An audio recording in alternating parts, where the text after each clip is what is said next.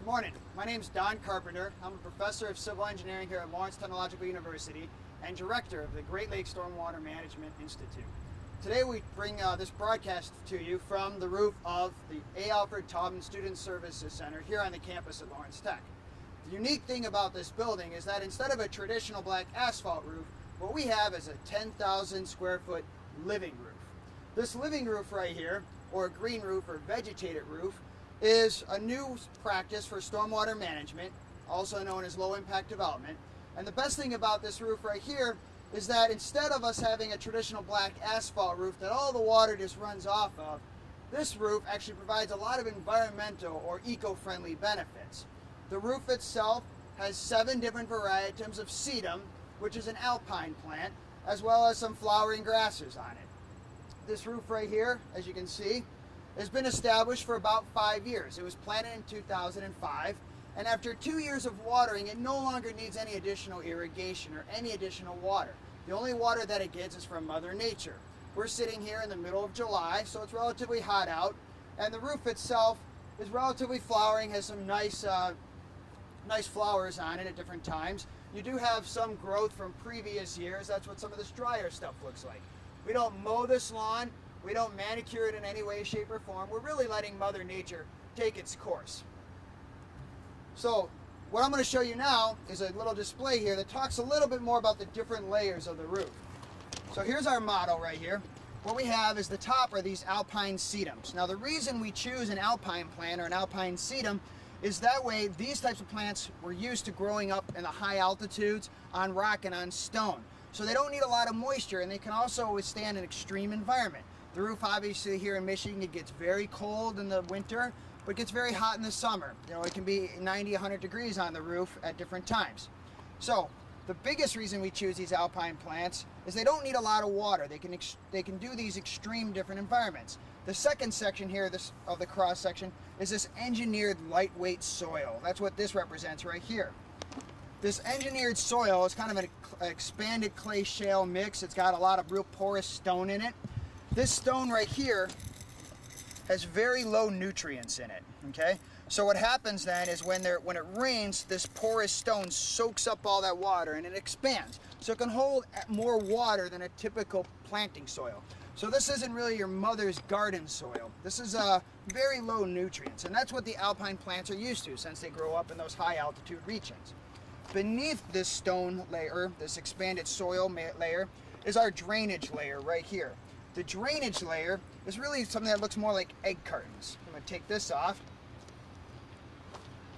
So this egg carton layer right here, the water will fill up these individual cartons, these individual cups, and then it'll slowly flow to the drain.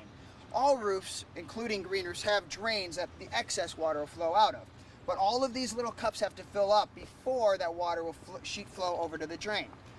The other thing that it does is these egg cartons here, as they hold water, that water can then be taken up by the soil and taken up by the plants. So in time frames when we haven't had rain in a week or two, this provides that excess moisture to the plants, which then take that moisture up and breathe it back into the atmosphere.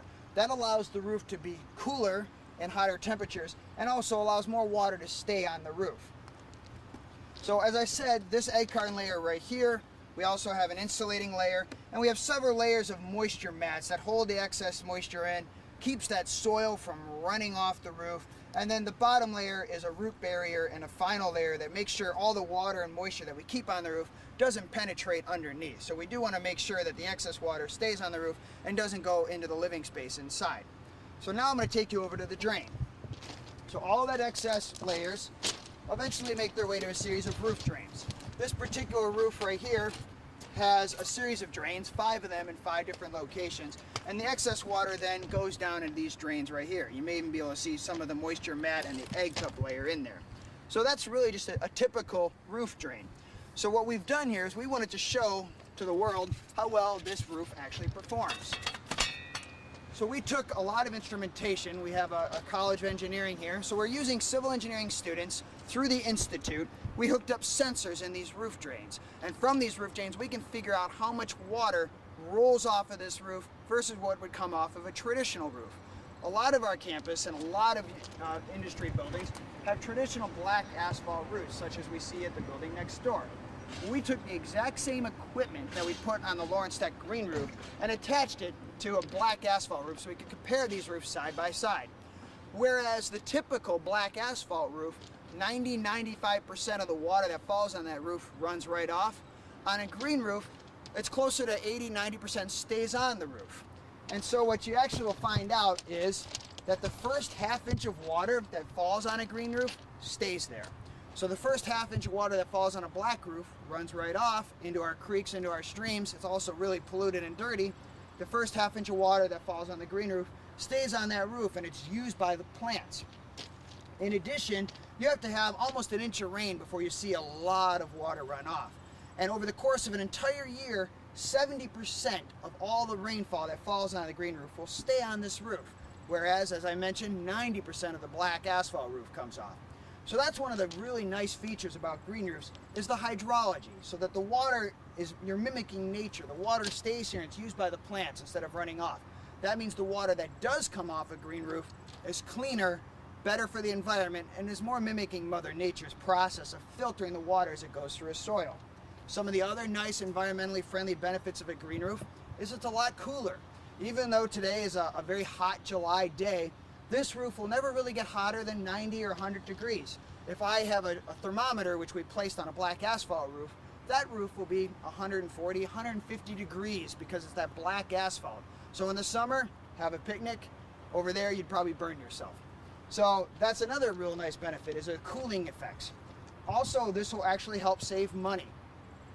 Because of the insulating effect and the cooling effect of the green roof, inside the building where we have our HVAC or our heating and air conditioning units, this roof will pay for itself in about 5 years in terms of energy cost. It takes a lot less energy to cool this building than if it had a traditional roof on there. Some of the other environmentally friendly benefits that you'll see from a green roof is you'll actually get a variety of insects using this roof. We'll have you'll have bumblebees, and you'll have a variety of wasps and hornets that'll come up here and use the pollen and use the nectar. Butterflies will park on this roof. It also provides a stopping ground for birds that are migrating. We've actually had ground migrating ground birds nest on this roof before. Things like sandpipers and killdeers will nest on this roof. So there's a variety of species that'll use this roof. So this is a very nice environmentally friendly roof, whereas a black asphalt roof, you'll find no living creatures on it at all. So that's another good reason to have a green roof.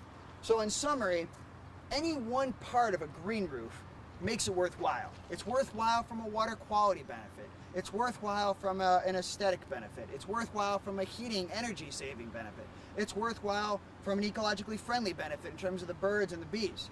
But by the time you put them all together, the sum is really greater than its parts.